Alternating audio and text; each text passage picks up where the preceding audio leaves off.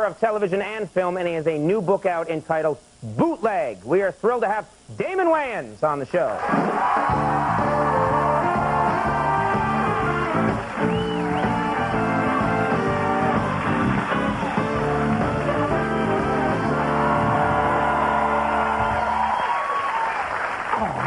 What's happening? Not much, huh? Not much. Thank you very much for being here. Thank you for having me. I started to shock you backstage with my incredible power and size. Your height. Height, yeah, I added power and size, sorry.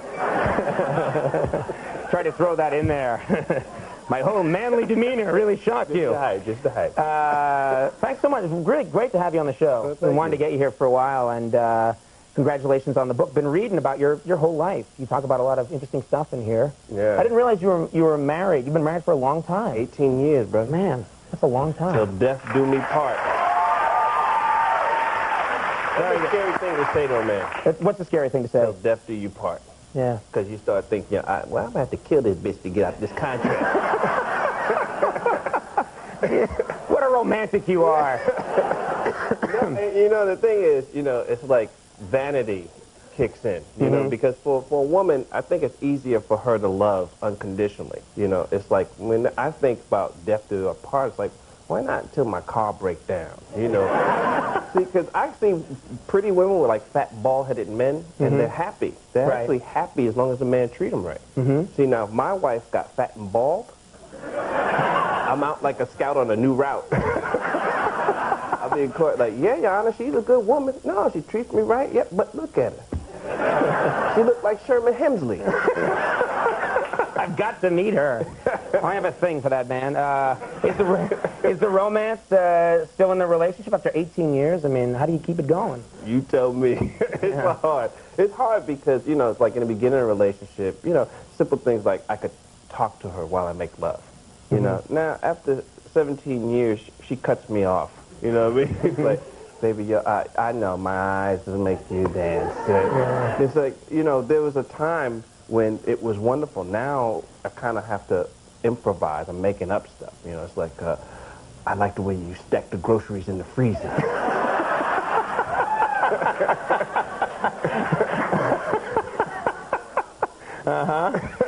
And she likes that. That works, huh? Well, we're still together. Yeah, that's the important thing. I guess she's bored, too. Yeah. One thing I didn't know about, and it's real personal, and, and kind of serious, is you grew up with a club foot, which I didn't know. Yeah, I had to wear orthopedic shoes. I had a shoe with a heel about this thick, and I used to walk with a limp, and but the good thing is I lived in the ghetto, so people that didn't know me thought I was cool. That passes for cool, huh? Check out that brother's bop, man. And I was actually a very quiet kid, and I got in a lot of fights because of my mouth, And I don't know, I guess you just don't find too many handicapped bullies out there, You never see this. I said, give me your lunch money.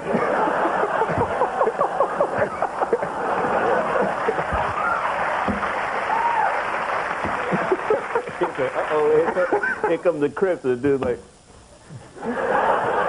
you got a problem with me?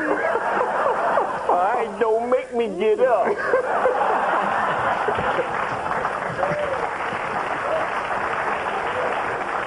Well, you dealt with it very well. You also talk about adoption. You talk about adoption as a concept. And do you ever think about adopting? I thought about it. Steven Spielberg adopted some black kids. And that was really? Yeah. How many black kids? He got 2 black kids, which was strange. I thought it was like a prop left over from The Color Purple or something.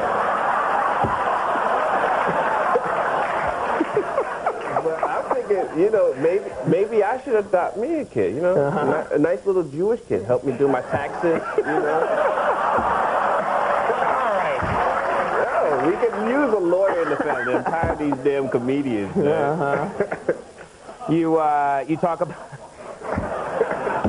You talk about the rap wars in here. I think that's just ignorance. Ignorance. Rappers killing other rappers over what? Lyrics? It's like, y'all, I'm the only one that can say now and cow. What is that? I just hope it doesn't start happening in the comedy world, Yeah. It's like Eddie Murphy kills Chris Rock over his doodoo joke or something, I'm going after Carrot Top myself. but he stole my best stuff. So my whole red hair thing. You're from here, isn't that right? New York City, born and raised. Harlem, and then Chelsea. Okay. Yeah. You guys, it was a struggle growing up. A lot of brothers and sisters. Well, it's not so much there was a lot of us. We were just poor. Mm-hmm. We was actually P.O. We couldn't even afford the O.R. We were just poor. and it was hard because there was like nights when we didn't eat. You know, my mother would line all 10 of us up and she'd say, "Look, baby, there's no food in the house. Y'all gonna have to go have some sleep for dinner." He said, "Now, Kenan, you give everybody a little extra toothpaste." And we'd just go to bed, you know. And I felt sorry for my father because, you know, he was the one who had to, you know, feel it the most. We'd all walk by him like, "Mr. Provider, huh?" Couldn't bring home the bacon. You know, it's hard. Yeah. Listen how poor we were. We were so poor, I stole 15 cents from my father, and he missed it. He went looking for it. He was tripping. He was like, "Yo, I've been robbed. Somebody got my 15 cents. How am I going to pay rent?" You know.